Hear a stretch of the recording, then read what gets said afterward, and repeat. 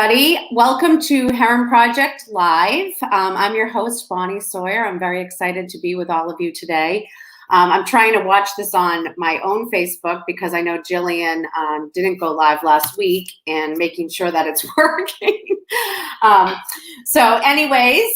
Welcome. This is actually episode 64, which is actually unreal. I was doing some research before and I thought, wow, we started Herren Project Live back during the pandemic, and it has been going strong every single week since then, and we've had so many amazing guests on over the course of the last year, and all that have really been a power of one.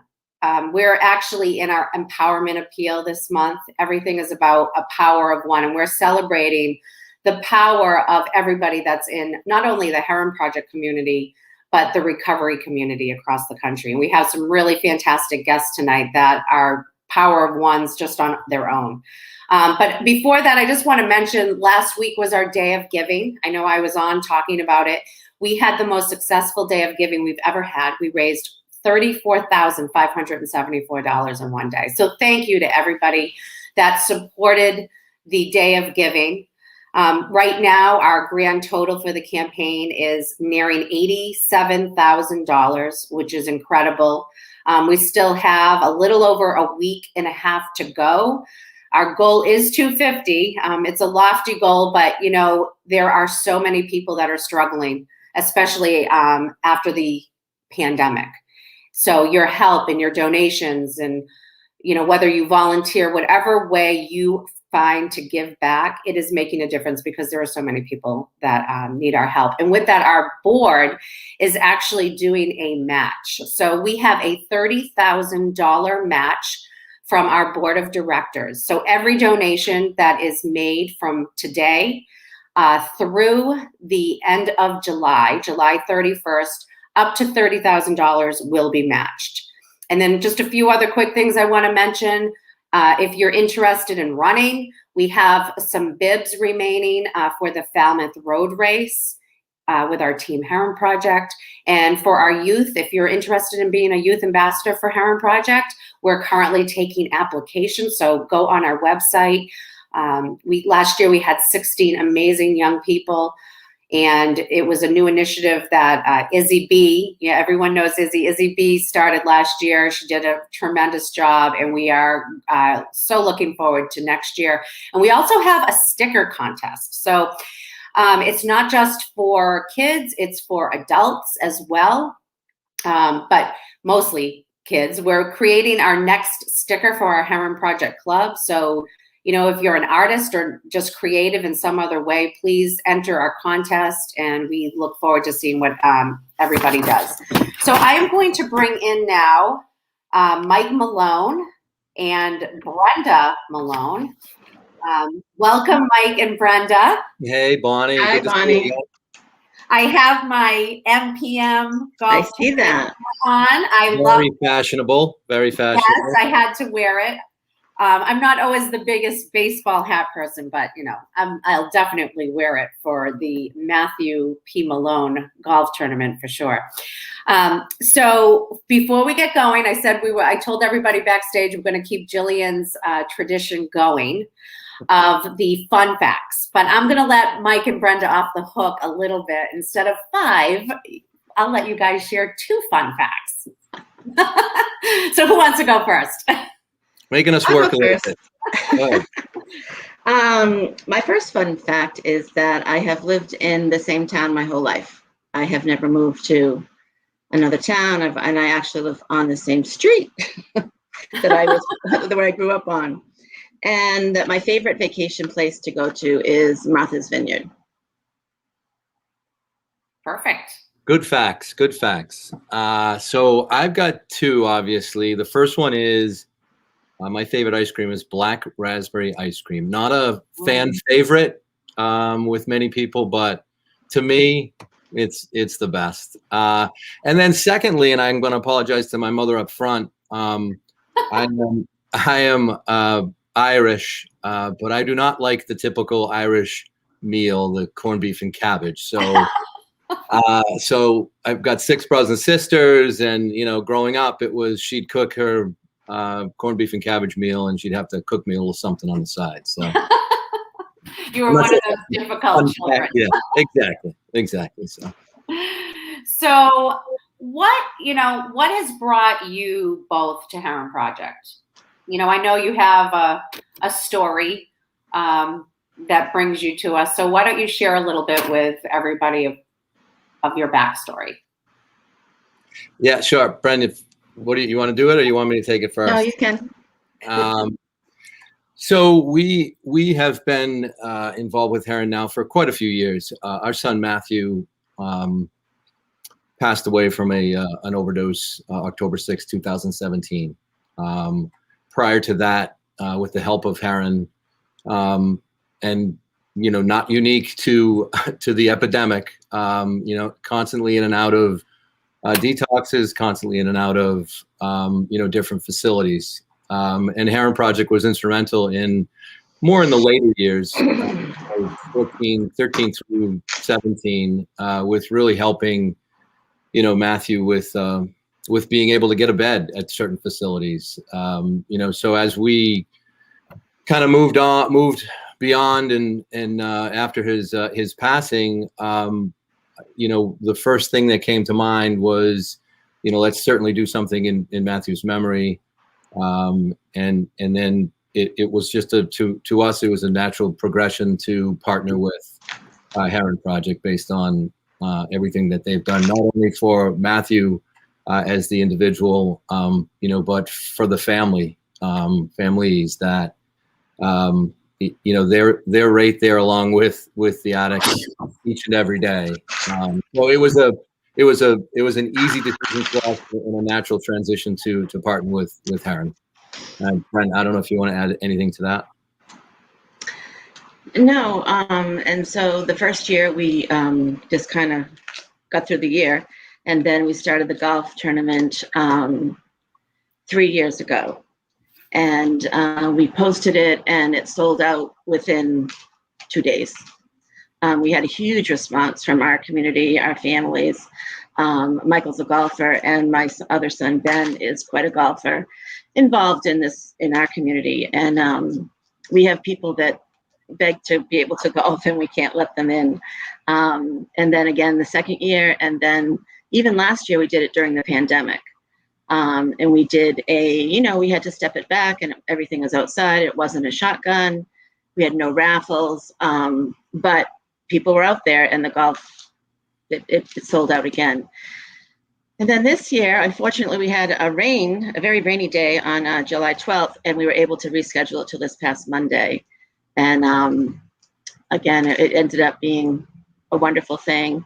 We were very grateful for Chris to come and do like a meet and greet, and he drove around in the golf cart with Michael and met many of our participants, and it was great. And Bonnie was there too. Yeah, that's where I got my hat. got her hat on. Yeah, it's a wonderful event. I mean, you guys do an incredible job. You have some of the most committed, volunteers, and the people that support you just really is a testament, I think, to your family. And it is pretty amazing. I was going to bring it up, how you did the tournament during the pandemic. I mean, back in July when we were literally in the middle of the pandemic. And I always thought it was so amazing because, many people were afraid to try to have their events. And you found a way to do it in a safe way and still raise last year $13,000. So thank you. I mean, that was pretty incredible. Yeah, it was. Certainly it's been a rough 16 months for everybody around the globe. Yeah. But certainly for us last year, in the middle of it, not really knowing if we were going to have it. A lot of communication back and forth with. We have it at Pleasant Valley Country Club in Sutton. Mm-hmm. So a lot of discussions with them. What can we do? Can we do it at all? If we do it, what type of structure is it? And like Brenda said, it was just a golf event last year. We had no raffles. We had no lunch or dinner or speakers or anything like that. But it goes back to what Brenda said earlier as well, where, the support have not just from the golf community and the quickness of how it sells out in 2 or 3 days. But the corporate sponsors that we have, each and every year, and it continues to grow, thankfully, and the individuals and families that, donate either just a straight up donation or donate to a whole sign. So on top of that, I will just add, and Bonnie, you mentioned it just a little bit, the volunteers that we have, that Brenda brings in, that everyone behind the scenes, it couldn't go off as smoothly as it does, each and every year. And it's only been 3, but it couldn't go off without the help of those folks. And we are so appreciative to each and every one of them. Well, and, as we celebrate the power of one this month, I mean, you and the entire group of people around your tournament, I mean, are just literally the epitome of what the power of one means. I mean, it only takes, the power of one we talk about only takes one person to make a difference, but collectively, the impact and the ripple effect of what you're doing. I mean, not only are you raising awareness for, a cause that obviously a lot of people are suffering, with the disease of addiction, but, I'm sure it brings you healing. You're bringing healing to other people. There's so many families that are also going through, the loss of their son or daughter or mother or father. And, to see all of you come together and to do that in his memory. I mean, I've always said it to you and I'll say it publicly here. We are honored to be considered, the charity of choice that you choose to remember your son's memory. So thank you, for that. And I want to give you the opportunity because I know, this is a big day. We're going to find out how much money you guys raised. So two things before I get to that, Bonnie. The power of one, and you're right, it's not just one individual. It is a collection of individuals, friends, family, everybody that, that makes it from our side just a complete power of one. And like I said, we couldn't do it without them. And then 2, with regards to, what we've been able to do over the last 3 years. So 3 years ago, we raised $15,000 and we didn't really have a number, quite honestly. It was really just, let's go out and put this together and see how we do. And to raise, the 15,000 the first year was phenomenal. Last year in the middle of a pandemic, we still raised 13, like Brenda had said.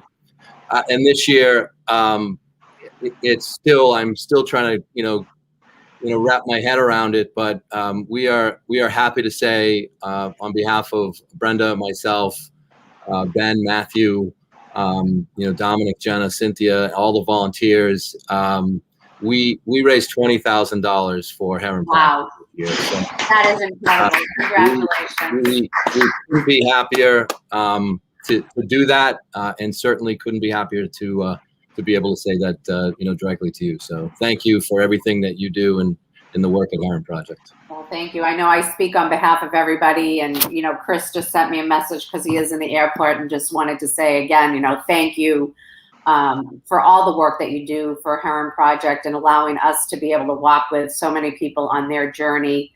I know he was grateful to be there at the event. It was a wonderful event. He loved driving around in the golf cart with you on the golf course.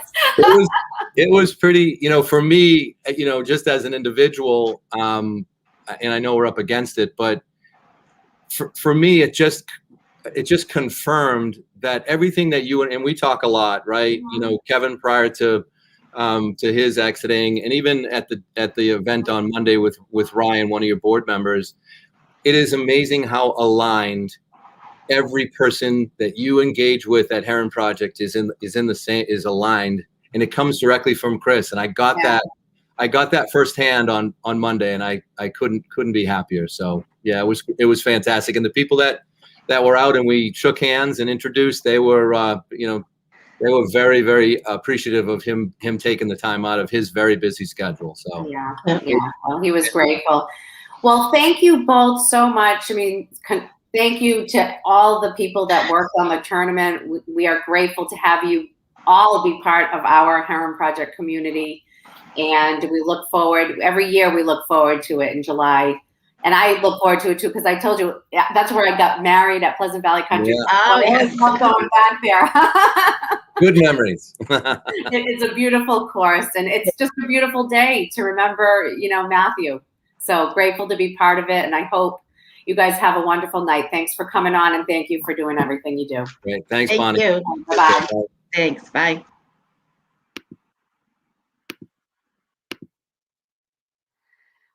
Wow, that's really exciting. We're so amazing. $20,000 is incredible. And we didn't get to say, but in total, they've now raised $48,000 and really have made a difference in helping so many people. And with that, now we're going to bring in Ryan Hampton. Hello, Ryan. Hello, Bonnie. It's so good to be here. Thank you for coming. Very excited. All the way from Nevada, right? Am I right? Nevada. No, Nevada. It's that Boston thing you've got going on. I Everybody know, at I Herren know. Project's got. And, yeah. I know. And I always say I don't have an accent, but I guess I do. So you heard what I was saying. First off, I didn't say it earlier, too. I mean, this is my first time guest hosting. You're doing or great. maybe You're I'll be a doing really permanent good. host. Maybe I'll be a permanent host. We don't know. I actually said we're going to start a poll. So Jillian did it last week. I did it this week. Maybe we'll have some different people do it. And we'll have to take like a contest and take a poll and see who does the masses want. That's like the You host. get my vote. I vote Bonnie. All right. I'm going to thank you. It's fun. And I'll take on some guest hosts. I know that, Dan Brunel, you don't know Dan, but I just saw him this weekend and he's itching to be a guest host. So Dan, if you're out there, I'll have you on. I promise. I just need to get your vote. Hey, listen, I know how hard it is to like manage this, this platform and the Facebook Live and hosting and like kind of doing all the tech. So I actually want to issue a challenge for Chris Herren to do it one night. Oh, that would be scary. I think he might need an assistant. It is hard. There's a lot going on back here. There it is. So welcome. And you don't get 2 fun facts. You're getting 5 fun facts. So what are your 5 fun facts about Ryan that you want everybody to know? I can't wait. Number one is, and people always ask me like, hey, what kind of music do you like? So like my favorite genre of music is actually Broadway. So I'm like a Broadway fanatic. I love it. It's like a big piece of self-care for me. Love Broadway. 2 would be, many people know like I'm engaged. People ask me like how I met Sean and like where did our story start? Well, we actually met each other at the 2018 Heroin RX Summit in Atlanta, where he was there for another nonprofit organization and I was there, and we ended up at the same place at one place. And I had to like chase him around to like ask him on a date, and the rest is history. But it started at the Heroin RX Summit. 3rd would probably be, I absolutely love theme parks. Another like piece of big self-care for me, particularly Disneyland, is like my favorite. My favorite splurge is Buca di Beppo. Nothing like a nice night at Buca di Beppo because of the amount of food that I can eat, and I don't feel guilty one bit about it. I know I could probably get better Italian other places, but I absolutely love Buca di Beppo. And I have one more. Yeah, one more. Okay. Obvious fun fact, but I don't have a Boston accent. No, you definitely don't have a Boston accent.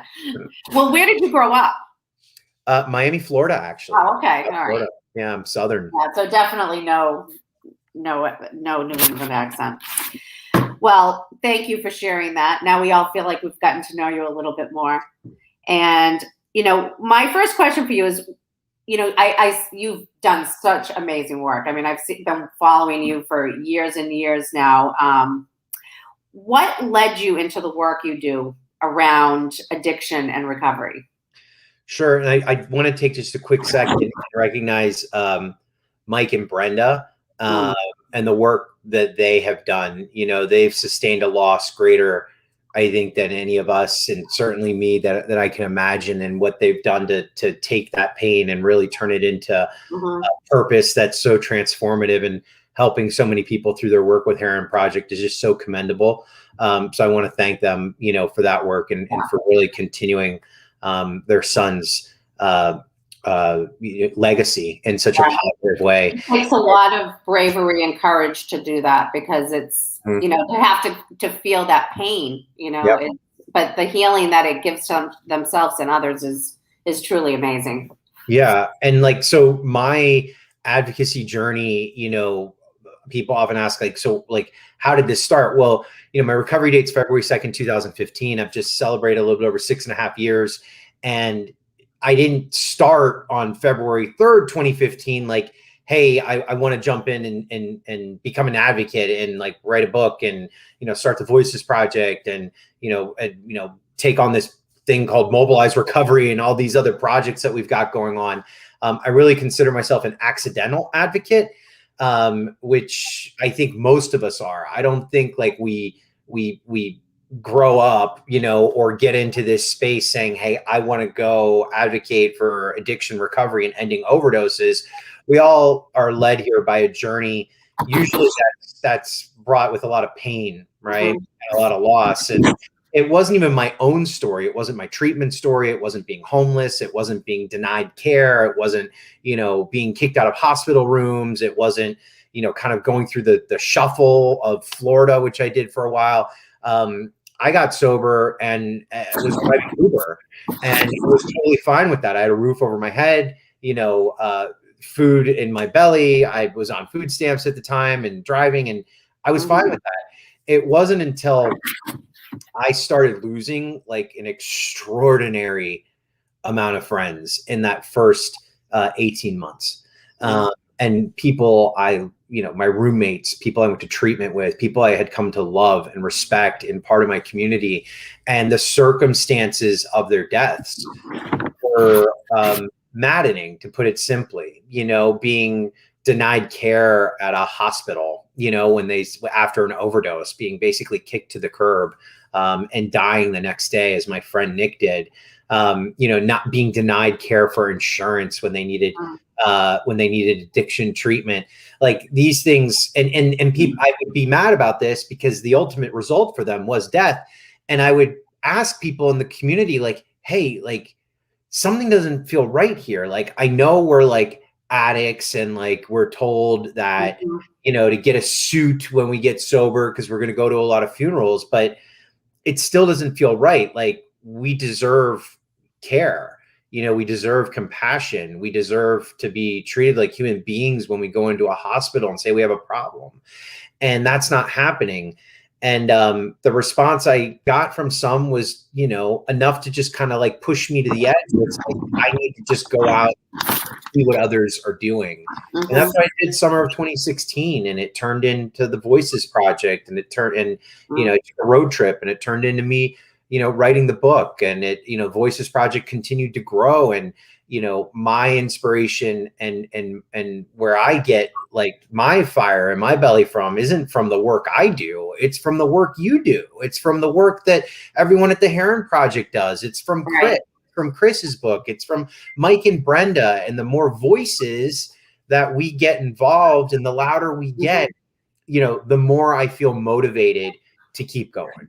Yeah, I couldn't agree more. So a lot of what you do is, you talk about community-based advocacy.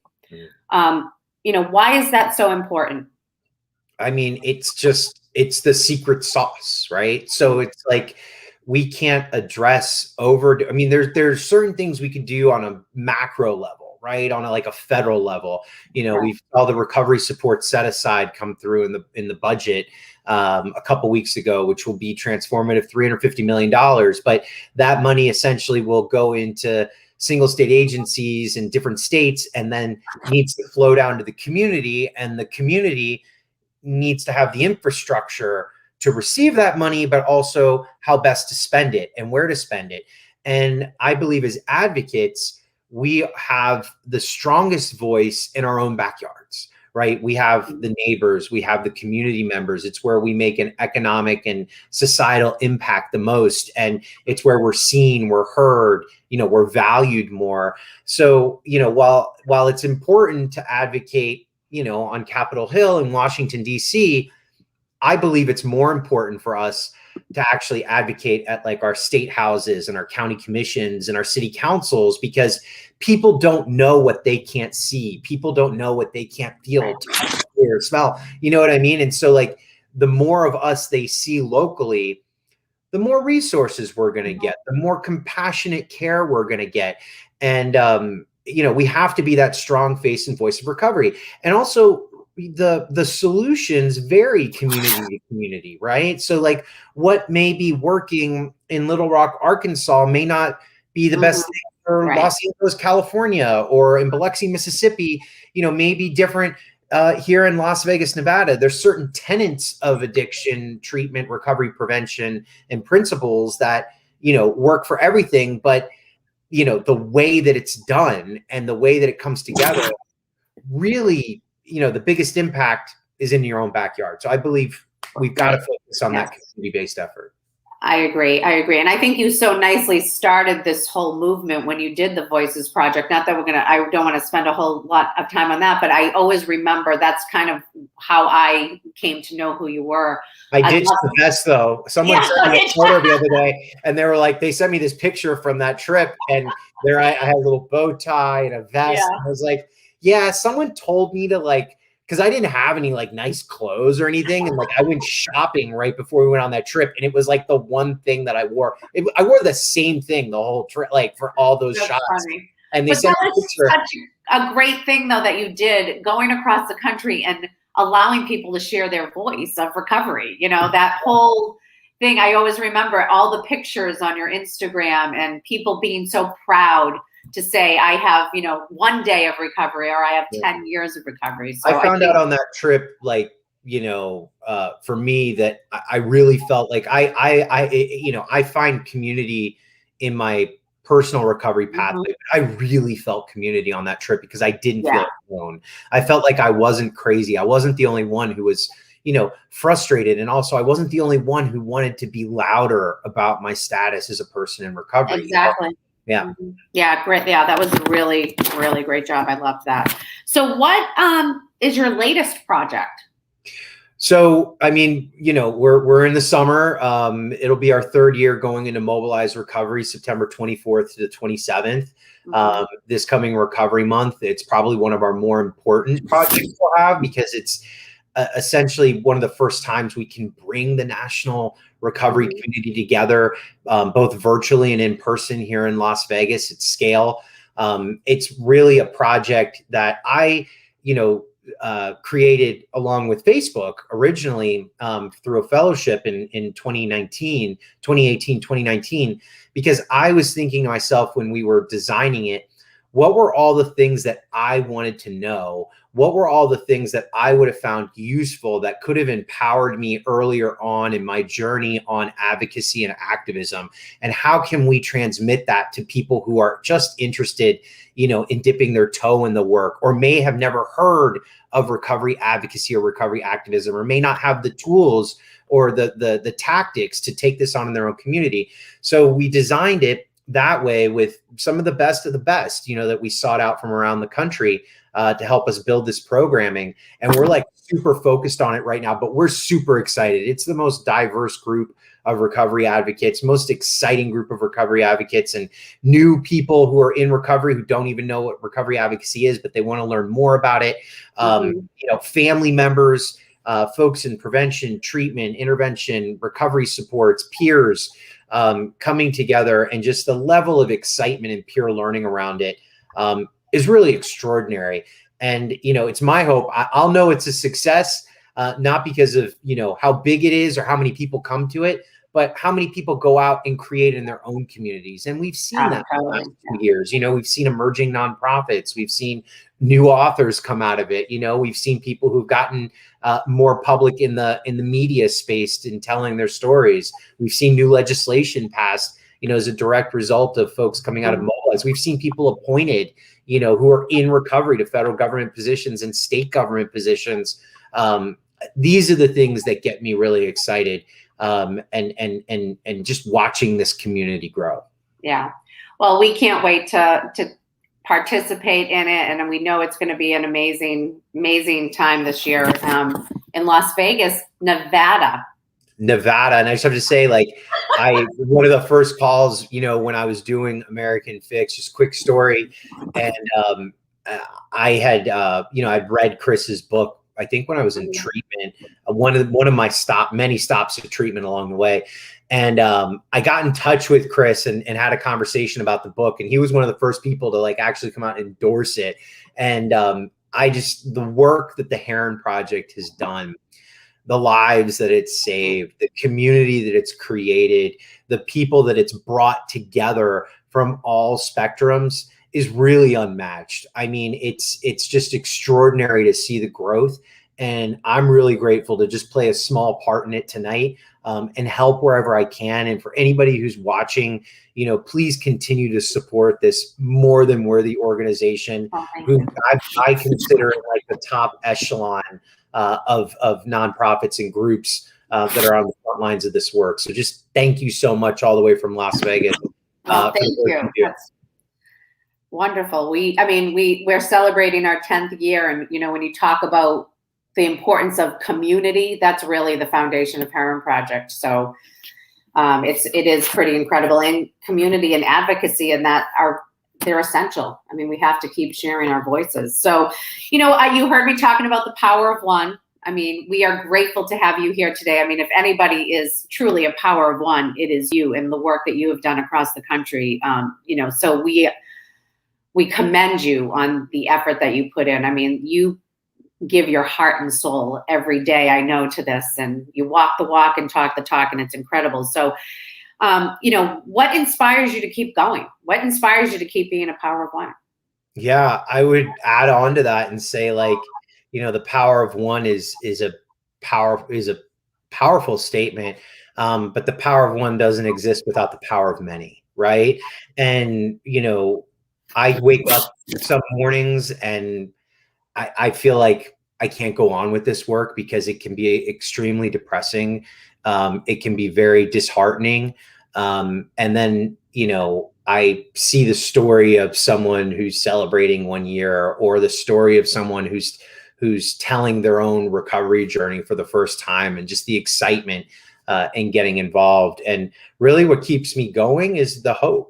You know, I know that the headlines recently have been pretty dim. 93,000 overdose deaths in 2020, just reported drug overdose deaths. It doesn't include alcohol. We know with alcohol, that number gets way larger. And that doesn't include the underreported or non-reported deaths that came from overdose. But while the headlines focus on that, when I go out on the road, and I was lucky enough to go to Virginia this weekend and spend a day in the Chesterfield County Jail, I see a tremendous amount of hope. I see a tremendous amount of innovation. I see a lot of good people coming together to do extraordinary things. And that gets me through those days. And usually by the end of the day, you know, I'm ready to go another day. You know, sometimes, just like in my own recovery journey, advocacy is also one day at a time. Beautifully said. I mean, I love that. I love the power of one is the power of many, because that is for real. Yeah. Well, thank you, Ryan, for being on tonight and sharing your story, your inspiration. I know you inspire many, many people, and you have inspired many people to take the first step into recovery. You've inspired people to continue in their lives in recovery. We were honored to have you on tonight. And like I said, good luck with Mobilize Recovery, and we'll see you in Las Vegas. Thank you. I can't wait. Hopefully it'll cool down by then. Yeah, I hope so. I was there a couple weeks ago. It was 117 degrees. So. Hot. It's hot. That was hot. It was very hot. So. Thanks, everybody. Thank you. Have a good night. Well, I thank you, everybody, for watching tonight. I just want to say one more time, it is our annual appeal. So if anybody, you know, feels led to give of their time, talent, or treasure, it's not just about giving donations. We also have a virtual community event. You can create a fundraiser on Facebook. You can create a fundraiser at the link that is scrolling across the bottom of the screen. But any way that you can give back, I know I said it last week too. I mean, it's also about acts of kindness and just giving of ourselves. And I think if we all just take a little bit more time and try to be that power of one, I think the power of one is the power of many. And together we are stronger, and together we recover. So thank you, everybody, for joining Herren Project Live tonight. I'll be looking for your vote. And have a great week. Thank you.